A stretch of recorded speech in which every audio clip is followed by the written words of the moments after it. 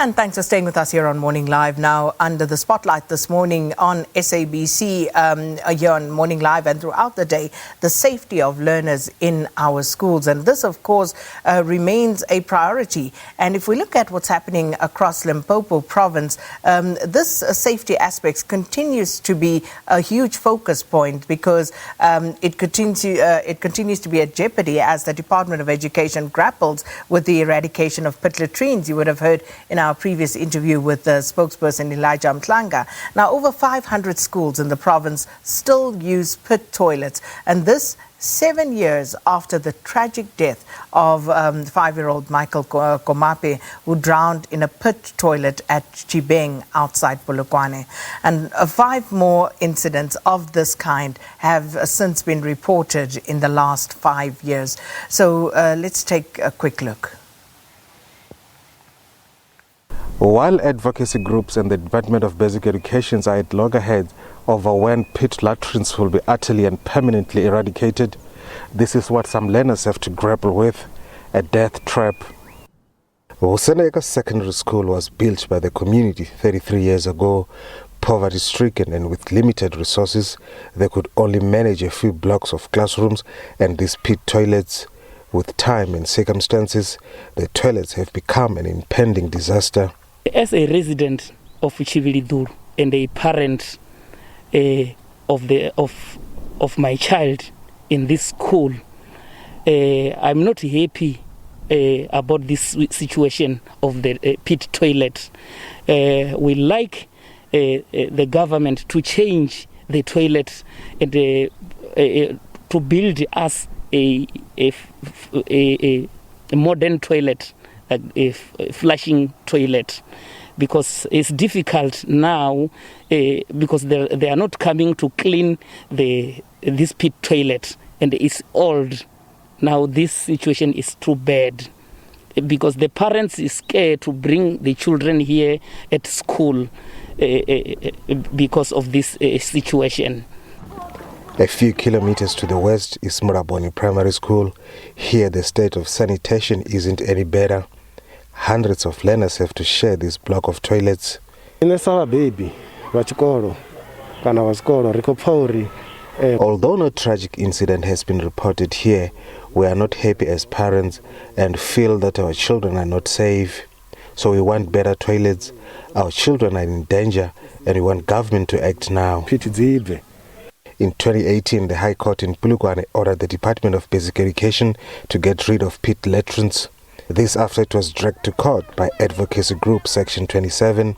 Although the department has outlined its plan to eradicate the unsafe toilets, Section 27 is less than satisfied with the time frame.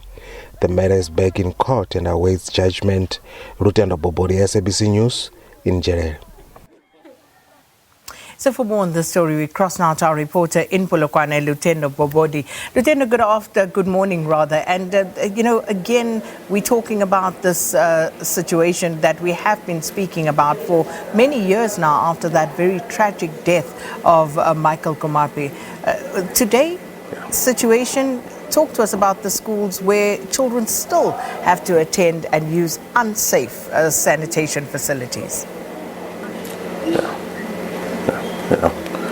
Yeah, what you've just seen there is just the tip of the iceberg. It doesn't even tell half a story. Pit latrines have been one of the main, our flagship focuses since the death of Michael Komape, and we've seen a lot of this. We've been around the province and seen what happens. Most of the schools here were built by parents themselves, and they are poverty-stricken. They don't have much in terms of resources, and they use anything that they lay their hands on, like your recycled material, like your clay. Mostly they build these schools with clay bricks. They bend them to stiffen them. But with, of course, time and circumstances, as we said, with Mother Nature, they start to show cracks and infirmities. And now they become death trapped. Like you said, about 5 cases have already been reported since the Michael Komape story. And it's not just about the danger of these pit latrines falling on these learners, or learners falling into the pit toilets. Also, Limpopo is hot, as you would know, and they share these toilets with some reptiles.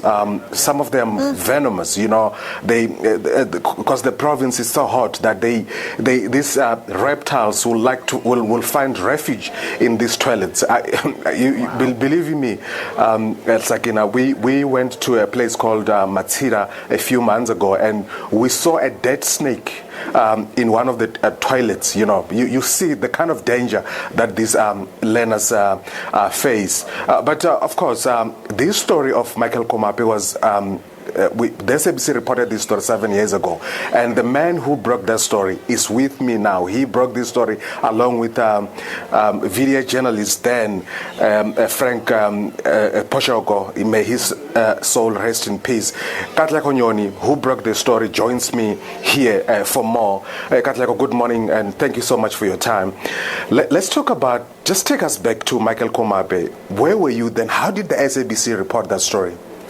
Good morning. Thank you very much, Lutendo. On that Wednesday, on the 20th of January, I was the only reporter not out on assignment, and our colleague, the late Mr. Frank Poshoko, received a phone call alerting him to a situation which was unfolding at Chibeng village, which is about 30 kilometers outside of Polokwane.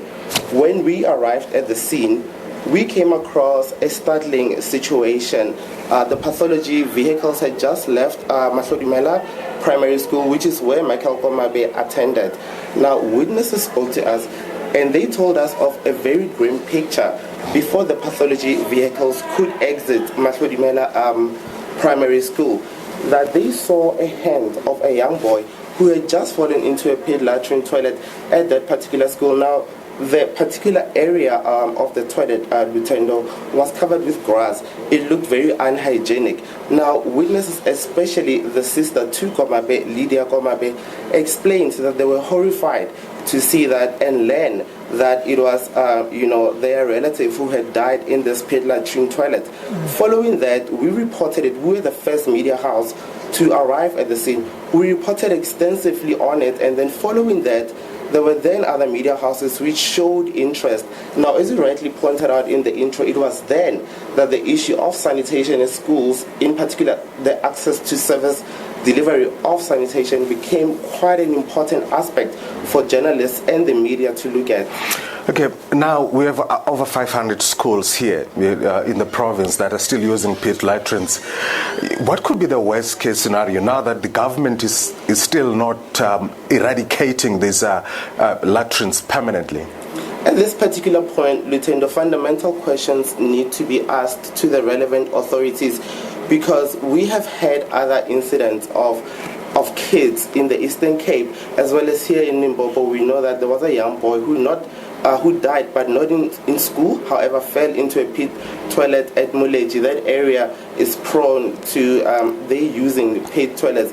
Now, the worst case scenario could be alleviated if fundamental questions are asked to relevant authorities, and more pressure, as we've seen with advocacy groups like your Section 27 and Equal Education, exerting pressure on the present government and the present administrations. Limpopo province has dealt with this since 2014 through various administrations. Now, we need to ask important questions to them as to what is their plan. Now, we know that Section 27 wants the department to revise its plan, mainly focusing on the issue of the deadline as to when they plan to completely eradicate pit latrine toilets at schools. Okay, you talk about exerting pressure. Do you think the fact that advocacy groups such as Section 27 is dragging the department to court, is it working? Can that make them expedite their plan to eradicate these toilets?